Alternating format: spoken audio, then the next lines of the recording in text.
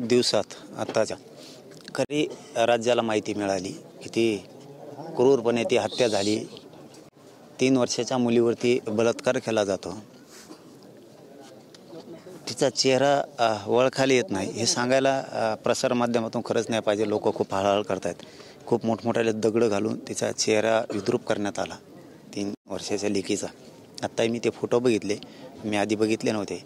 इतकं वाईट कृत्य त्या नराधमाने केलं। म्हणून मी सरकारला असं सांगतो, फाशी मिळणार नाही। कोपर्डीच्या प्रकरणात आणखीनही आरोपीला फाशी नाही मिळाली। जर खरंच त्या 3 वर्षाच्या लेकीला तुम्ही लाडकी लेक म्हणता, लाडकी बहीण म्हणता, तर मुख्यमंत्र्यांनी आणि दोन्ही उपमुख्यमंत्र्यांनी खरंच लाडकी लेक वाचवायची असेल तर फाशी होईल का नाही ही शंका आहे। त्यापेक्षा एन्काउंटर करून टाका। एकदम करेक्ट। तुम्ही एन्काउंटर करून टाका। हे चार्जशीट काय लवकर येणार नाही, हे साक्ष पुरावे काय लवकर सापडणार नाहीत, पळवाटा कायद्यातल्या खूप शोधल्या जाणार।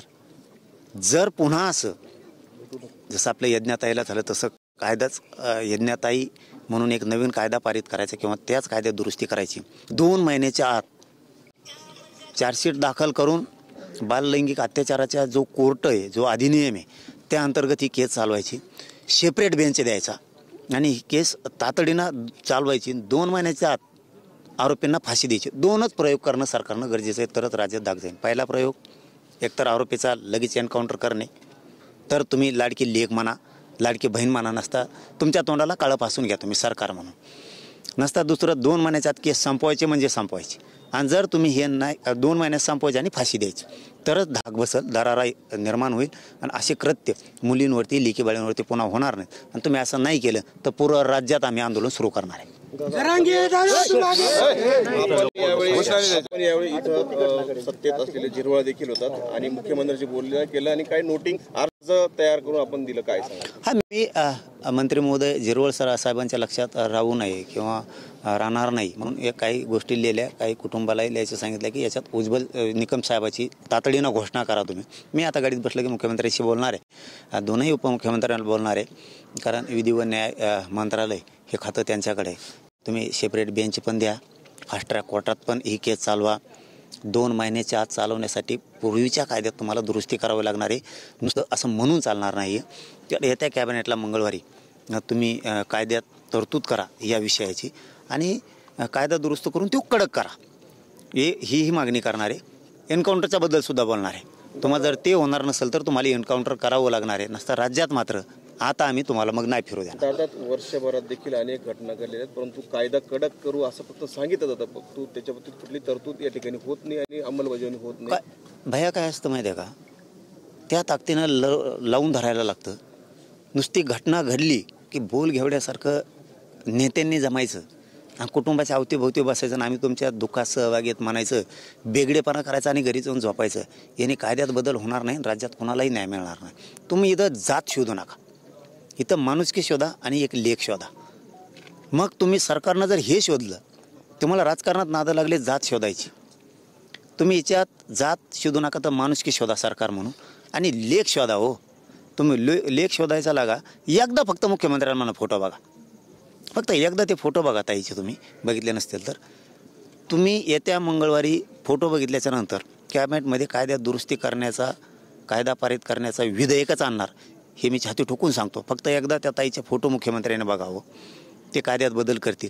पण आता पुढच्या काळात असाच कायदा होणं गरजेचं आहे। ताबडतोब चार्जशीट, 1 महिन्याच्या आत चार्जशीट, 2ऱ्या महिन्यात लगेच केस बोर्डावरती आणि लगेच फाशी, तर दरारा बसल, नाही तर बसत नाही, नसता एन्काउंटर, खेळ खलास।